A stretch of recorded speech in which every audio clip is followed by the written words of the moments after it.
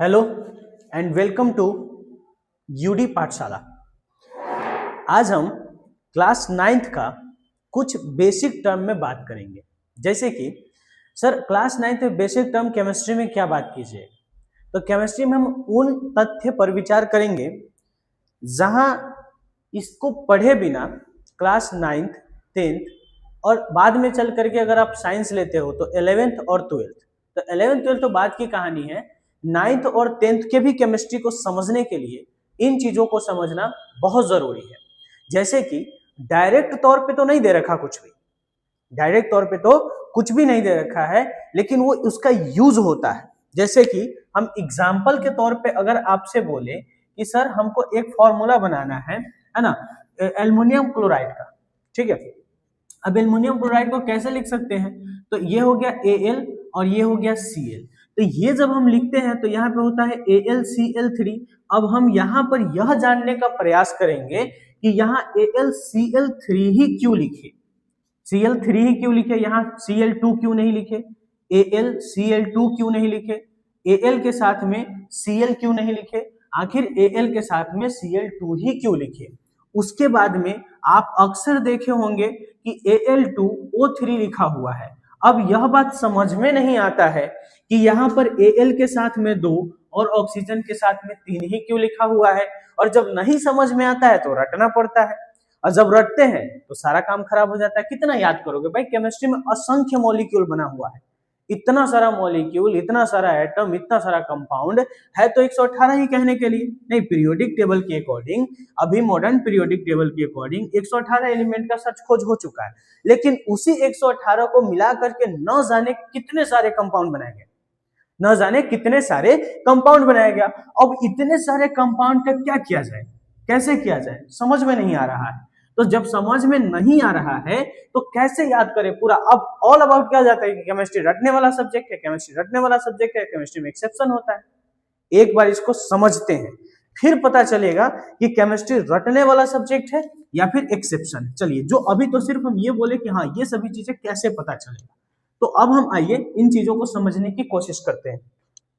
आपको सबसे पहले कुछ बातें याद होना चाहिए, कुछ बातें याद होना चाहिए। जैसे कि सबसे पहले अगर हम बात करें पीरियोडिक टेबल के बारे में, तो पीरियोडिक टेबल में, मॉडर्न पीरियोडिक टेबल में जो ग्रुप होता है वो होता है 18, और पीरियड का अगर बात करें तो वो होता है 7। आप पीरियोडिक टेबल देखे होंगे तो आपको दो तरह का लाइन देखने को मिलता होगा, एक ऐसे वाला लाइन और एक ऐसे वाला लाइन। तो जो ये वाला लाइन है इसको हम वर्टिकल लाइन बोलते हैं। क्या बोलते हैं? वर्टिकल लाइन, ठीक है। अब वर्टिकल लाइन को हम अपने भाषा में ग्रुप का नाम देते हैं, और जो हॉरिजॉन्टल लाइन होता है, हॉरिजॉन्टल लाइन, ठीक है, हॉरिजॉन्टल लाइन को हम अपने भाषा में पीरियड का नाम देते हैं। मेरा भाषा नहीं, पीरियोडिक टेबल की भाषा में, ठीक है। तो ये वर्टिकल लाइन जिसको हम जानते हैं और पीरियोडिक टेबल में उसी को ग्रुप कहते हैं, और इसको हॉरिजॉन्टल लाइन जिसको हम जानते हैं और पीरियोडिक टेबल के भाषा में इसी को पीरियड कहते हैं। अब यहाँ पर अगर हम बात करें तो हम बात करें कि पीरियोडिक टेबल में एक मतलब कि 18 ग्रुप है, पीरियड कितना है? 7 है। 18 ग्रुप है, पीरियड 7 है, ठीक है। तो अब हम यहाँ पर अगली बात करें कि हमको याद क्या रखना है जिससे चीजें आसान बने।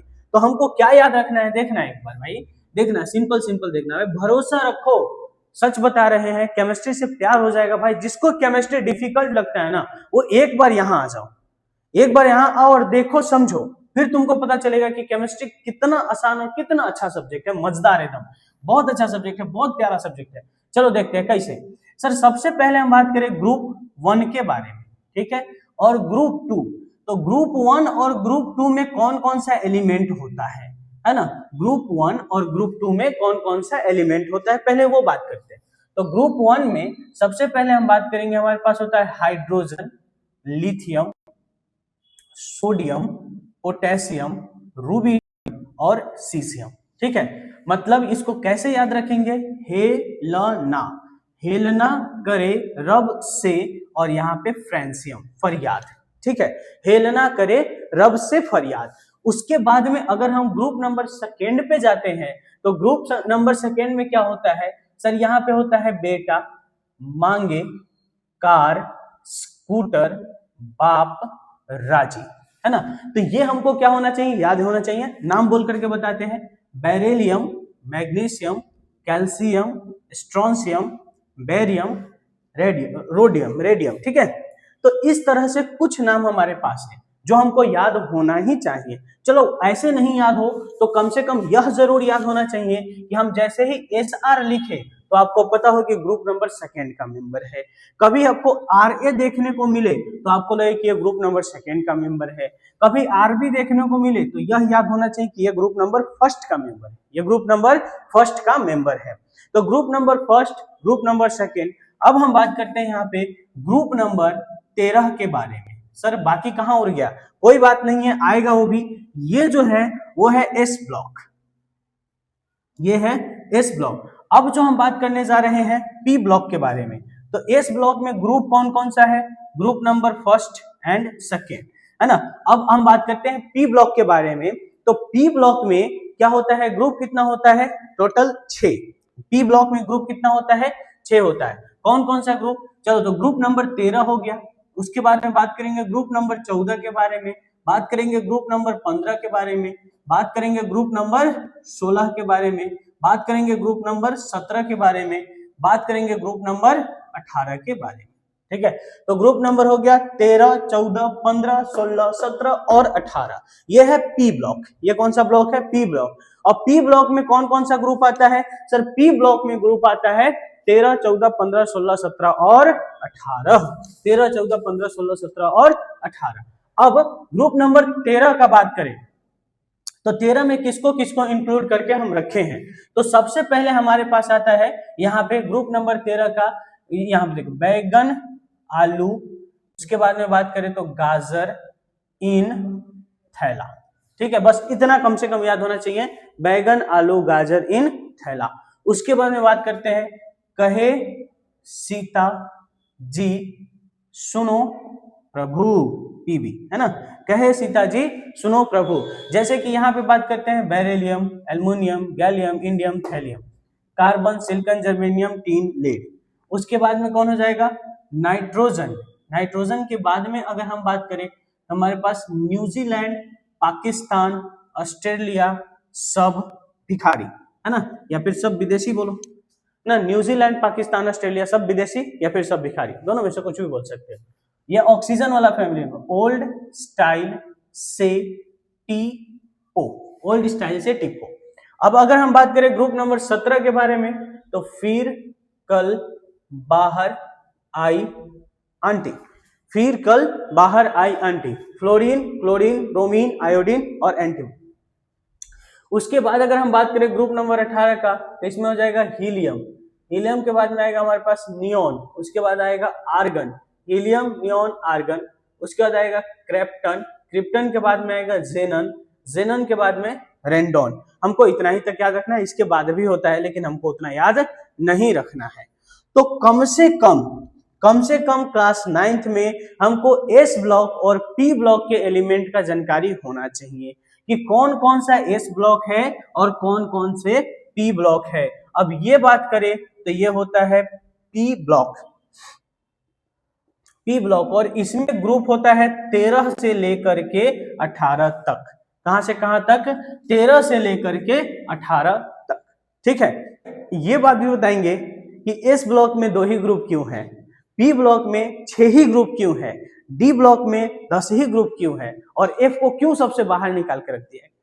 ये सभी बातों के बारे में हमको जानकारी मिलते रहेगा समय समय पर, लेकिन अगर हम रेगुलर स्टडी करें तो एक बार आओ तो सही भाई, फिर पता चलेगा कि केमिस्ट्री आखिर चीज क्या है जो आज तक भारी समझा करके रखा गया है। सीधे चैप्टर शुरू कर दिए, कुछ समझ में नहीं आ रहा है, ये वो है ना। पहले बेसिक कंप्लीट करो, देन सब कुछ समझ में आने लगेगा, देन सब कुछ समझ में आने लगेगा। हमको उम्मीद है कि यहां तक आप कर लोगे।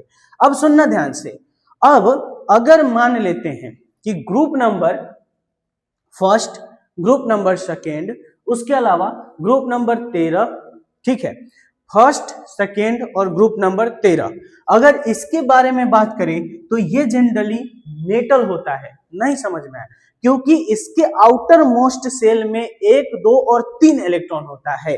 तो जिसके आउटर मोस्ट में इलेक्ट्रॉन 1, 2, 3 होता है वो मेटल के जैसा बिहेव करता है ना। तो अगर हम बात करें कि जिसके आउटर मोस्ट इलेक्ट्रॉन अगर मान लो कि 1 है, 2 है और 3 है, तो ये जनरली क्या बनेगा, मेटल बनेगा।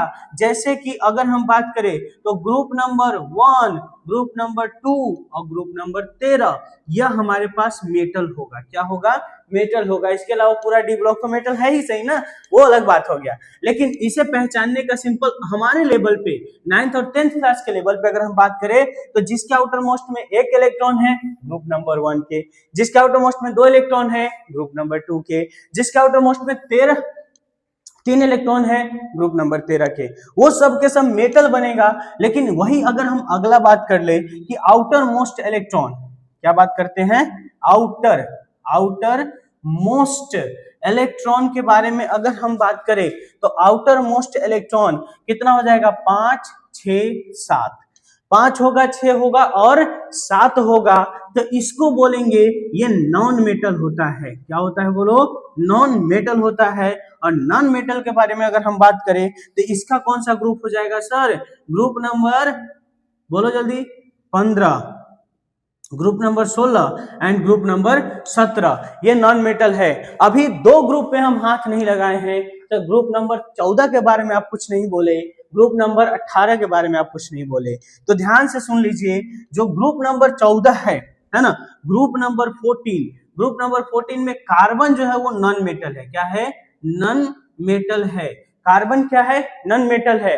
उसके नीचे आने वाला जैसे कि सिलिकॉन हो गया, जर्मेनियम हो गया, है ना, एसएन हो गया, पीबी हो गया, इन सभी के बारे में अगर हम बात करें तो ये मोस्ट ऑफ द टाइम, है ना, क्या बोलते हैं उसको, मेटलॉइड के जैसा बिहेव करता है, ना मेटल ना नॉन मेटल, यानी कि सेमीकंडक्टर के जैसा बिहेव करता है कि नहीं है। तो ये सब इसलिए हम इसके बारे में ज्यादा बात नहीं किया, क्योंकि ये न चार्ज देना चाहता है न लेना चाहता है। क्योंकि इसके आउटर मोस्ट में कितना इलेक्ट्रॉन होता है सर, इसके आउटर मोस्ट में 4 इलेक्ट्रॉन होता है, और ना ही ये देना चाहता है और ना ही किसी से लेना चाहता है। अब अगर हम बात करें ग्रुप नंबर 18 के बारे में तो इसको कई बार जीरो भी कहते हैं, इसको कई बार क्या कहते हैं, जीरो भी कहते हैं। ठीक है, तो इसको जीरो ग्रुप भी कहते हैं। और यह जो है वो इनर्ट होता है। क्या होता है, इनर्ट, मतलब ये ना तो किसी के साथ बॉन्ड ही बनाना पसंद नहीं करता है।